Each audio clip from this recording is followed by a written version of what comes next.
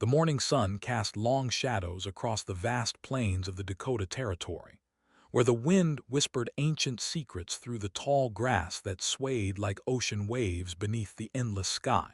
In the heart of this untamed land, two worlds existed side by side, yet remained as distant as the stars from the earth below, separated by customs, language, and centuries of misunderstanding. Chief Running Bear stood at the edge of his village, his weathered hands gripping the reins of a magnificent black stallion whose coat gleamed like polished obsidian in the early light.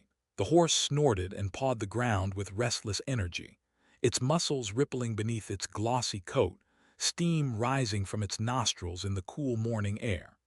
Beside the chief stood his daughter, Little Moon, her dark eyes wide with terror as she stared at the imposing creature before her small body trembling like a leaf in an autumn storm.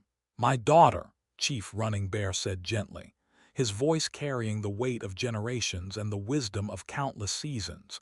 "Today you must overcome your fear. A chief's child cannot be afraid of the horses that carry our people across the Great Plains, for they are the wings that lift our spirits and the strength that carries our dreams." Little Moon's small hands trembled as she reached toward the stallion's muzzle, her fingers barely extending beyond her body before fear pulled them back.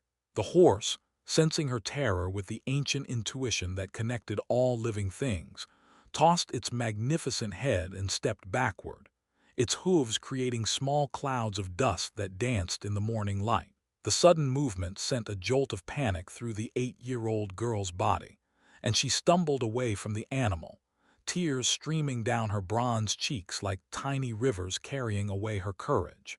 "I cannot, father," she whispered, her voice barely audible above the morning breeze that carried the scents of sage and sweetgrass across the prairie. "The horses, they are too big, too powerful. They will hurt me, just as the thunder hurts the earth when it strikes." The chief's expression softened with understanding, his love for his daughter evident in every line of his weathered face, but his resolve remained firm as the mountains that watched over their people. "Little Moon, you are the daughter of a great chief, born under the full moon when the spirits sang your name to the wind. One day, you will lead our people, and they will need to see strength in you, courage that flows like the mighty river that never stops flowing toward the sea." Around them, the village bustled with morning activity that spoke of a people in harmony with the rhythm of the earth. Women tended to cooking fires, sending aromatic smoke spiraling into the clear blue sky like prayers ascending to the Great Spirit. Children played between the teepees, their laughter mixing with the gentle sounds of daily life, dogs barking, babies crying, elders sharing stories that had been passed down through countless generations. Warriors prepared their weapons and checked their horses, ready for the day's hunt, their movements efficient and purposeful, born of years of practice and tradition. Yet all eyes occasionally drifted toward their chief and his daughter, understanding the profound importance of this moment that would shape not only Little Moon's future, but the destiny of their entire tribe. The horses were more than animals to these people. They were partners in survival, companions in war, and symbols of the freedom that defined their way of life. Little Moon's grandmother, Wise Owl, approached slowly, her ancient face creased with lines that spoke of a lifetime of wisdom earned through joy and sorrow, triumph and loss. Her steps were measured and deliberate, each one carrying the weight of 8 decades of experience. "Child of my heart," she said, kneeling beside Little Moon with the grace of one who had learned to move with the earth rather than against it. "Fear is like a shadow. It grows larger when we run from it, but shrinks when we face it with courage born of love rather than desperation."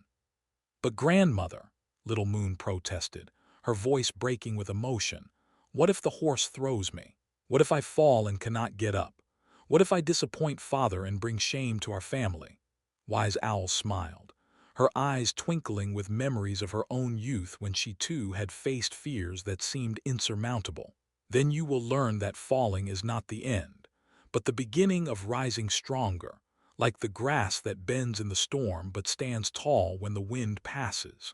Your father fell many times before he became the great rider he is today, and each fall taught him something new about courage." Chief Running Bear nodded, remembering his own struggles with fear as a young boy, the taste of dust in his mouth after countless falls, the sting of embarrassment when other children laughed at his failures. Your grandmother speaks truth, little moon. But today, you must try, for our people need to see that their future leader can master her fears and transform them into strength.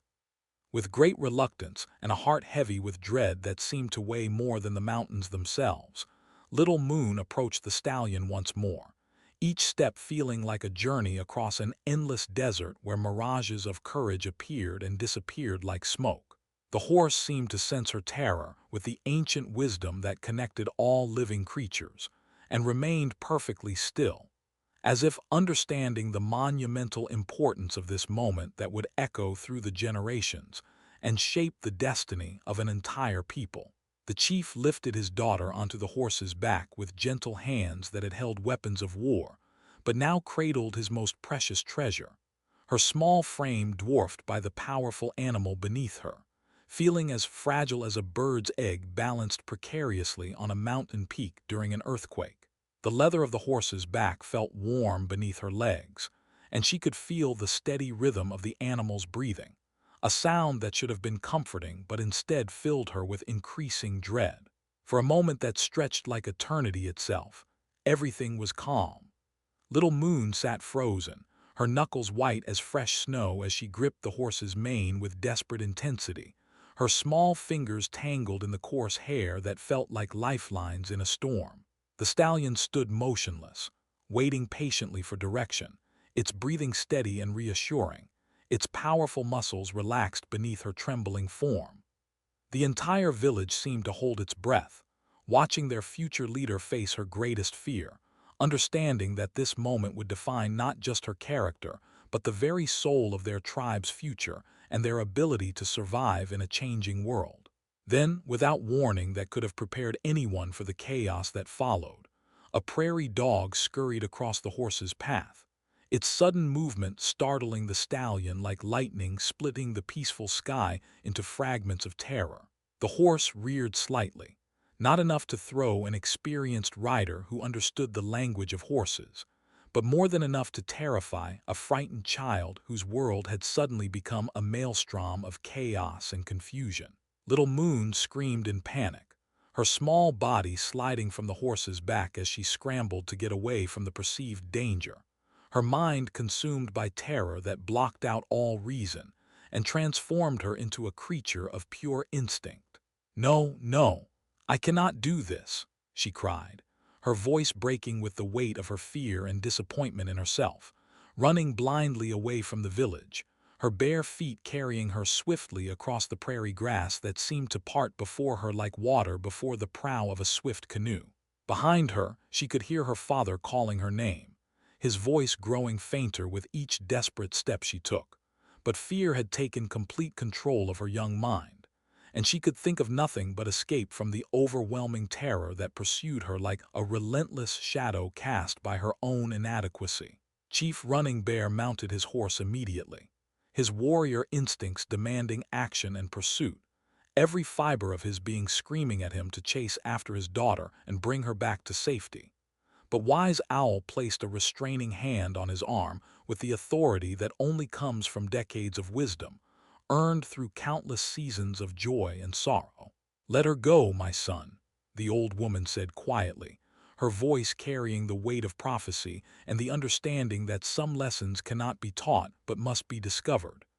Sometimes a child must find their own path to courage. The spirits will watch over her, and perhaps this journey will teach her what we cannot through words or force. As Little Moon disappeared into the vast expanse of the prairie, becoming nothing more than a small speck against the endless horizon, the chief's heart ached with worry and disappointment that cut deeper than any warrior's blade ever could. He had pushed too hard, too fast, driven by his love for his people and his desire to see his daughter become the leader they would need. And now his beloved daughter was lost in the wilderness, alone and afraid, carrying nothing but her terror and the clothes on her back into a world that could be both beautiful and deadly. Miles away, across the rolling hills where the grass grew shorter, and the land showed signs of human cultivation that spoke of dreams planted in foreign soil, stood a modest farmhouse that seemed to grow from the earth itself like a natural formation, shaped by wind and rain. The wooden structure, weathered by countless seasons but maintained with loving care and the determination of those who had staked everything on this new land, housed the Morrison family, Scottish immigrants who had come to this wild territory seeking a new life and the promise of prosperity that the frontier offered to those brave enough to claim it and strong enough to hold it. Thomas Morrison, a man whose hands bore the calluses of honest labor and whose weathered face showed the lines of someone who had learned to read the sky for signs of weather and the land for signs of hope, stood in his fields checking the corn that would feed his family through the coming winter. The stalks rose around him like green soldiers standing at attention, their leaves rustling with the promise of harvest and survival.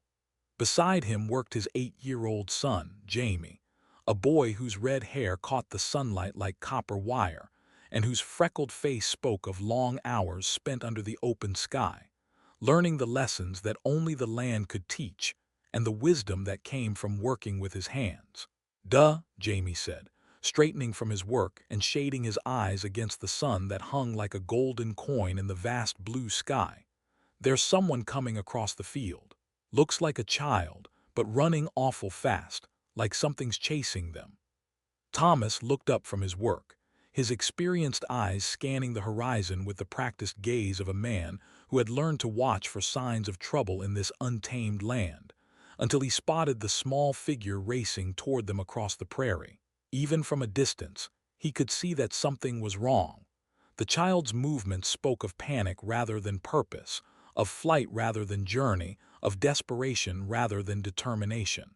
"Aye, lad," Thomas said, his Scottish accent still thick despite years in America and countless attempts by his wife to soften his speech. "And by the look of it, whoever it is needs help. Come on, then. We'll not be turning away a child in distress, no matter where they come from or what color their skin might be." Father and son made their way toward the approaching figure, their boots crunching on the dry earth that had been baked hard by the summer sun.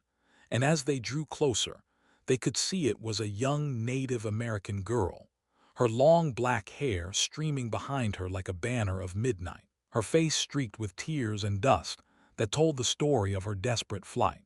She stumbled as she ran, exhaustion beginning to overtake panic, her small chest heaving with the effort of her desperate flight across terrain that seemed to stretch endlessly in all directions. When Little Moon saw the two figures approaching, she slowed her pace, uncertainty replacing panic as she realized she had run far from everything familiar and safe. The man and boy before her looked different from anyone in her village, their skin pale as winter clouds, their clothing strange and foreign, their very presence speaking of a world she had been taught to fear. Yet something in their manner, in the way they approached slowly and carefully with their hands visible and their voices gentle, told her they meant no harm. "Easy there, lass," Thomas said gently, crouching down to make himself less imposing to the frightened child, his voice carrying the warmth of a man who understood that kindness was a universal language that transcended all barriers. "You're safe now. What's got you running so hard across the prairie like the very devil himself was chasing you?" Little Moon stared at them with wide eyes that reflected both fear and curiosity, understanding nothing of their words but recognizing the universal language of kindness in their voices and gestures. She had been taught that the white settlers were to be feared, that they brought nothing but trouble and sorrow to her people, stealing land and destroying the harmony that had existed for countless generations. Yet these two seemed different somehow, their faces open and concerned rather than hostile, their movements careful and respectful rather than aggressive. Jamie stepped forward, his young mind working to bridge the gap between their worlds with the natural wisdom that children possess before prejudice and fear cloud their judgment. He had seen native children before, though always from a distance during the rare occasions when trading parties visited the nearby settlement, and had been curious about them, wondering what games they played and what stories they told around their fires. Now, faced with one who was clearly in distress, his natural compassion overcame any fear or prejudice he might have inherited from the adult world. "She doesn't understand English. Duh," Jamie observed with the matter-of-fact clarity that children bring to complex situations, then turned to Little Moon and smiled, pointing to himself with a gesture that needed no translation. "Jamie," he said clearly, his voice warm and welcoming, then pointed to her with a questioning expression that conveyed his desire to know her name. Little Moon hesitated for a moment, her dark eyes studying this strange boy with hair like fire and skin like milk, then touched her chest with a small hand that still trembled slightly from her ordeal. "Little Moon," she said softly, her voice barely above a whisper, the words carrying the musical quality of her native tongue. "Little Moon," Jamie repeated, his pronunciation careful and respectful, rolling the syllables around in his mouth like he was tasting something precious. "That's a beautiful name. It sounds like poetry." Though she didn't understand his words, Little Moon could hear the sincerity in his voice, and for the first time since her terrifying flight began, she felt a small measure of peace settle over her frightened heart like a gentle blanket on a cold night. Thomas stood slowly, his weathered face creased with concern as he took in the child's appearance, her traditional dress torn from her flight through the tall grass, her feet bare and dusty, her face streaked with tears that spoke of deep emotional trauma. "The poor wee thing's been through something terrible," he murmured to his son. "We'd best get her inside, give her some water and food, and see if we can figure out where she belongs." "Can she stay and play, duh?" Jamie asked, his eyes bright with the possibility of having a companion his own age, something rare in their isolated existence on the frontier. "I could show her my toys, and maybe she could teach me some of her words." Thomas smiled at his son's enthusiasm, remembering his own childhood loneliness and understanding the hunger for friendship that lived in every child's heart. "Aye, lad, I think that would be a fine idea. But first, let's make sure she's not hurt and get some food in her belly." They led Little Moon toward the farmhouse, a simple but sturdy structure that Thomas had built with his own hands from logs cut from the nearby forest. The building spoke of permanence and hope, of a family's determination to create a home in this vast wilderness. Smoke rose from the chimney, carrying the scent of bread baking and stew simmering, aromas that made Little Moon's stomach growl with sudden hunger as she realized she hadn't eaten since dawn. Inside, the house was warm and welcoming, filled with the comfortable clutter of family life. Handmade furniture crafted from local wood sat alongside treasured possessions brought from Scotland, a tartan blanket draped over a chair, a set of pipes hanging on the wall, a family Bible written in Gaelic. The walls were decorated with Jamie's drawings and his mother's needlework, creating an atmosphere of love and creativity that transcended cultural boundaries. Mary Morrison, a woman whose gentle strength had carried her family through the challenges of frontier life, looked up from her cooking as they entered. Her eyes widened slightly at the sight of the native child, but her expression quickly shifted to one of maternal concern as she took in Little Moon's distressed appearance. "Thomas, what have you brought home now?" she asked, but her tone was warm rather than critical, speaking of a woman accustomed to her husband's tendency to help anyone in need. "Found her running across the fields like her life depended on it," Thomas explained, gently guiding Little Moon to a chair near the warm stove. "Scared half to death she was. Doesn't speak English, but Jamie's already made friends with her." Mary immediately went into action, her maternal instincts overriding any concerns about cultural differences or potential complications. She brought a cup of cool water and a plate of fresh bread, setting them before Little Moon with gentle gestures that needed no translation. The child drank gratefully, the cool liquid soothing her parched throat, then nibbled tentatively at the bread, her eyes never leaving the kind faces surrounding her. "What's your name, dear?" Mary asked softly, then looked to Jamie for translation. "She's called Little Moon, Ma," Jamie said proudly, as if he had discovered a great treasure. "Isn't that the most beautiful name you've ever heard?" "Indeed it is," Mary agreed, smiling at the child who was beginning to relax in the warmth of their kitchen. "Little Moon, you're welcome in our home for as long as you need to stay." As the afternoon wore on, Jamie took it upon himself to entertain their unexpected guest, showing her around the small farmhouse with the enthusiasm of a natural host. He brought out his collection of toys, carved wooden animals, a set of marbles, and his most prized possession, a small wooden horse that his father had carved for him the previous Christmas. The horse was a work of art, crafted with loving detail from a piece of oak that had been seasoned for years. Every muscle was defined, every feature carefully shaped, from the flowing mane to the powerful legs frozen in mid-gallop.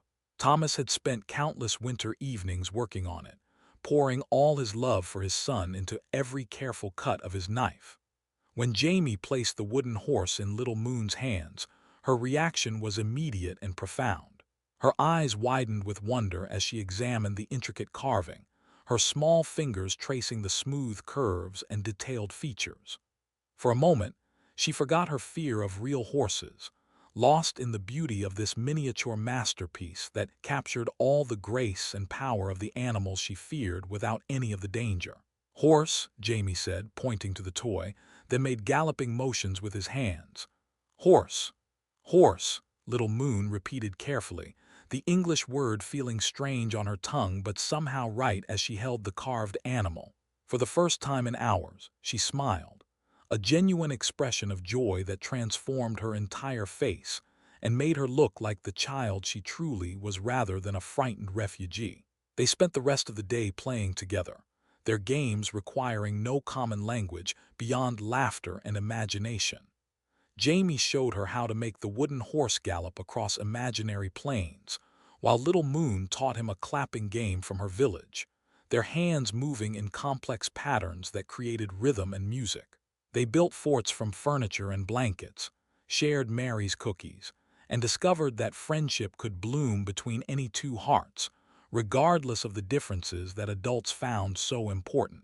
As the sun began to set, painting the sky in shades of gold and crimson that reminded Little Moon of the sacred fires of her village, she knew she would have to return home. Her father would be worried, and her people would be searching for her. But something had changed during this magical day. The wooden horse in her hands had somehow transformed her relationship with the creatures she had always feared.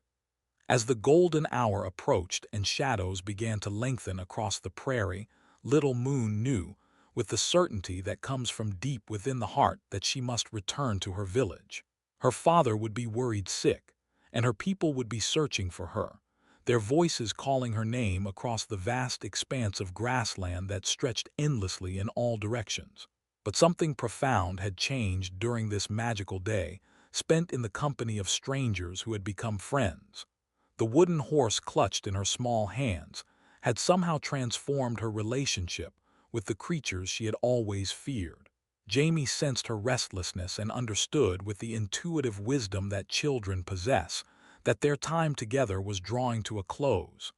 "You have to go home, don't you?" he asked, though he knew she couldn't understand his words. Instead, he pointed toward the horizon where the sun was beginning its descent, then made walking motions with his fingers. Little Moon nodded, her dark eyes reflecting both sadness at leaving and determination to face what awaited her. She stood slowly, still clutching the wooden horse, and looked around the warm kitchen that had become a sanctuary during her time of greatest need.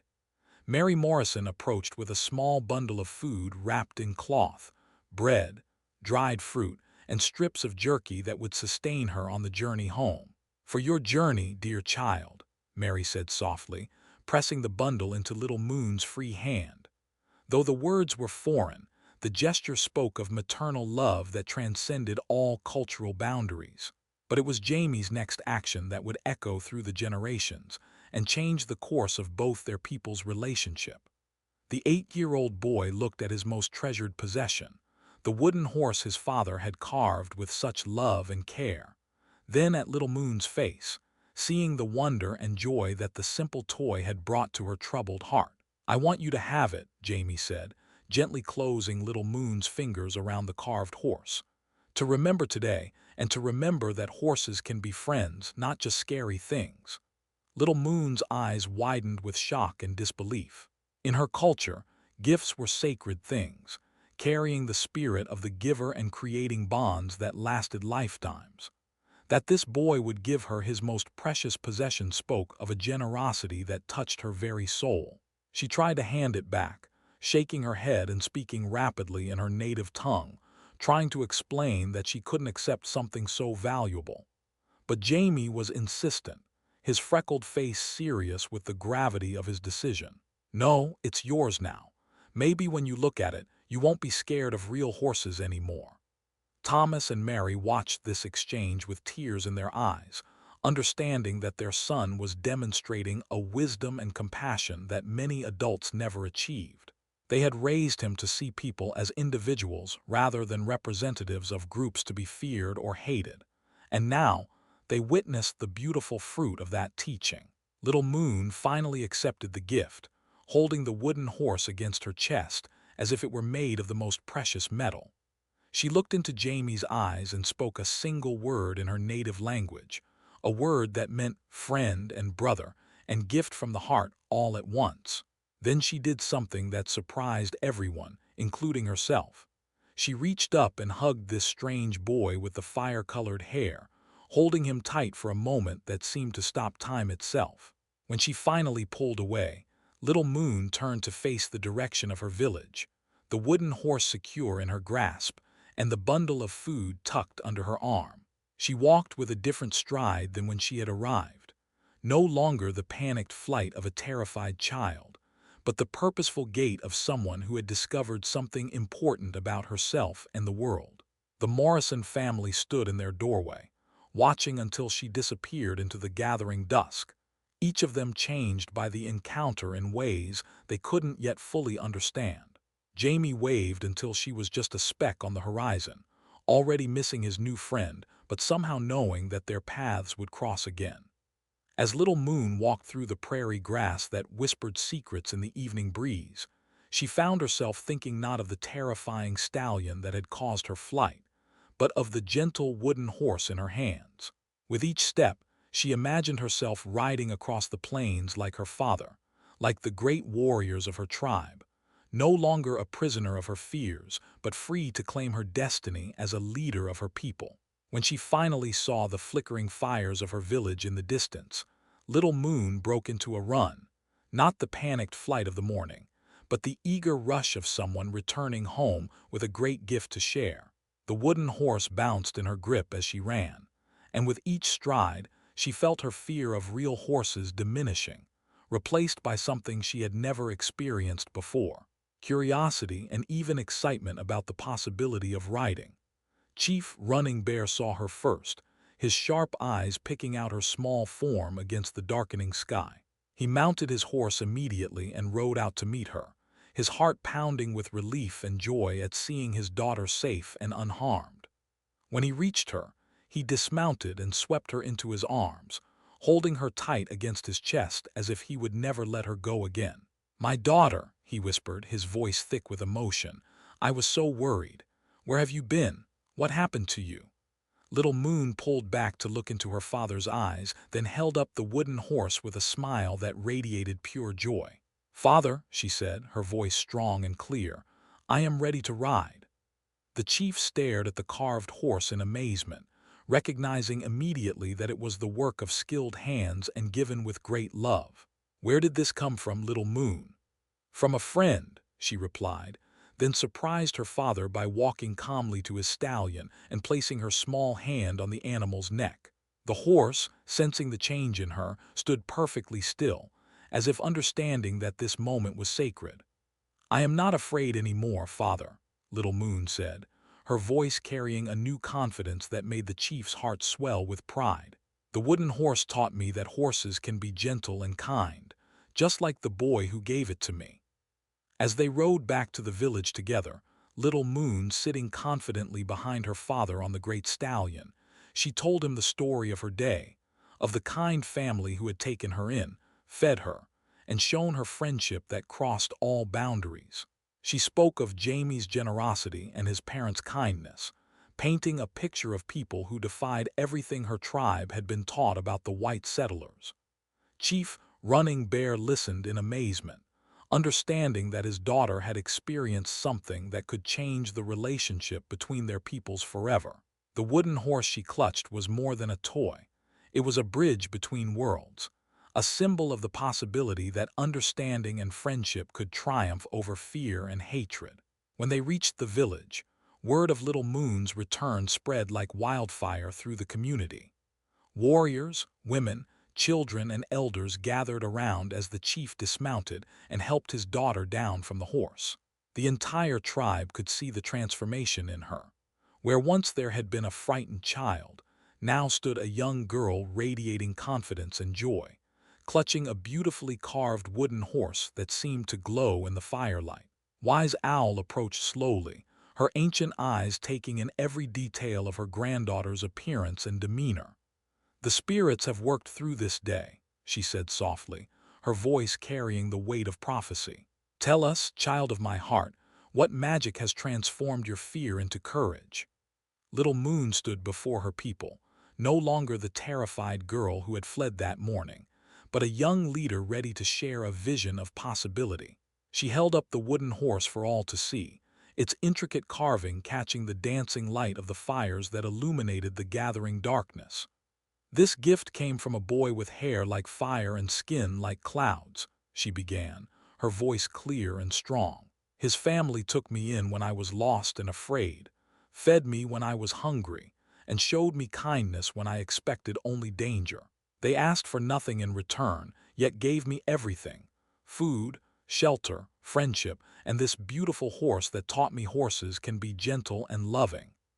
The crowd murmured in amazement as she continued her story, describing the Morrison family's generosity and Jamie's selfless gift.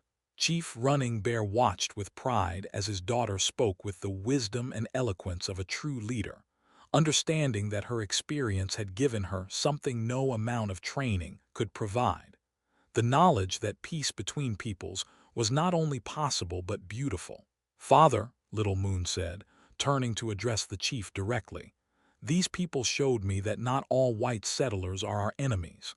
They proved that kindness exists in every heart that chooses to open it. We must honor their gift with a gift of our own, one that shows our gratitude and our desire for friendship." The chief nodded slowly, his mind already working through the implications of his daughter's words.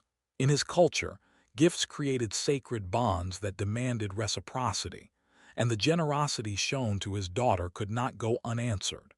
But more than obligation drove his decision. He saw in this moment an opportunity to build bridges that could benefit both peoples. "You speak wisdom, my daughter," Chief Running Bear said, his voice carrying across the gathered crowd.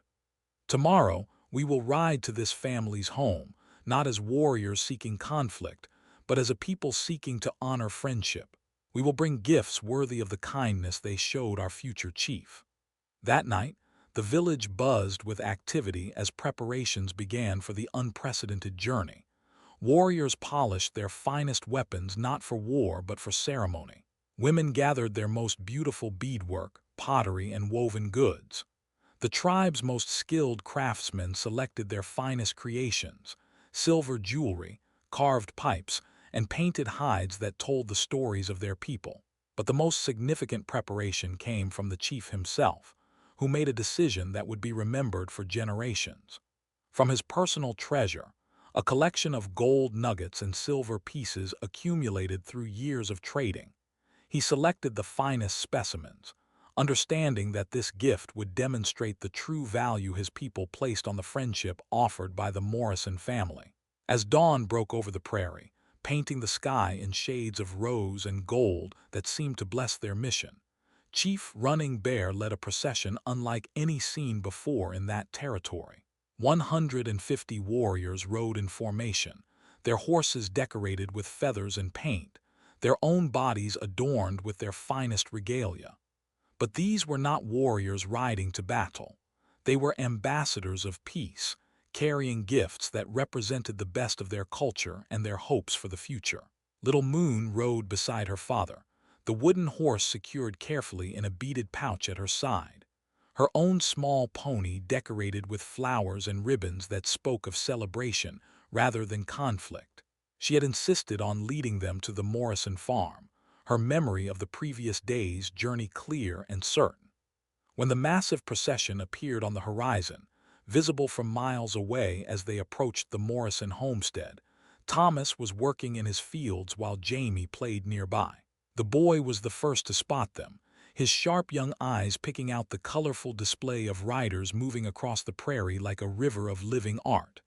"Duh," Jamie called, his voice high with excitement rather than fear. "Look, there's little Moon, and she's brought friends." Thomas straightened from his work, shading his eyes against the morning sun as he took in the magnificent sight approaching his humble farm. His first instinct was concern. Such a large group of warriors could mean trouble. But something in their formation and the presence of Little Moon at their head told him this was not a war party, but something entirely different. Mary emerged from the house, drawn by the commotion, and gasped at the sight of the approaching procession. "Thomas," she whispered, "what do you think they want?" "I think," Thomas said slowly, a smile beginning to spread across his weathered face, "we're about to find out what happens when simple kindness creates something bigger than we ever imagined." As the procession reached the farmhouse, Chief Running Bear raised his hand, and the entire group came to a halt with military precision. The chief dismounted, followed by Little Moon, and approached the Morrison family with the dignity and grace of a true leader. Behind them, warriors began unloading gifts from their horses: blankets, jewelry, weapons, pottery, and finally, a leather pouch heavy with gold and silver that represented wealth beyond the Morrison family's wildest dreams. Little Moon ran to Jamie, pulling the wooden horse from her pouch and showing him how she had cared for it during the night. "Thank you," she said in carefully practiced English, the words she had learned from listening to her father's trading conversations. "Friend, good friend." Jamie's face lit up with joy at seeing his gift treasured so carefully, and he hugged Little Moon with the unself-conscious affection of childhood. Around them, two cultures met not in conflict but in celebration, proving that the simple act of one child's generosity could indeed change the world. Chief Running Bear stepped forward and, through gestures and the few English words he knew, conveyed his people's gratitude for the kindness shown to his daughter. The gifts were presented with ceremony and reverence, each one carrying the story of its maker and the hopes of an entire people for a future built on understanding rather than fear. As the sun climbed higher in the sky, illuminating this historic meeting between two worlds, Little Moon stood between her father and Jamie, holding the wooden horse that had started it all. She was no longer afraid of horses, real or carved, and in her heart she carried the knowledge that courage could be found in the most unexpected places, and that friendship was indeed the most powerful magic of all.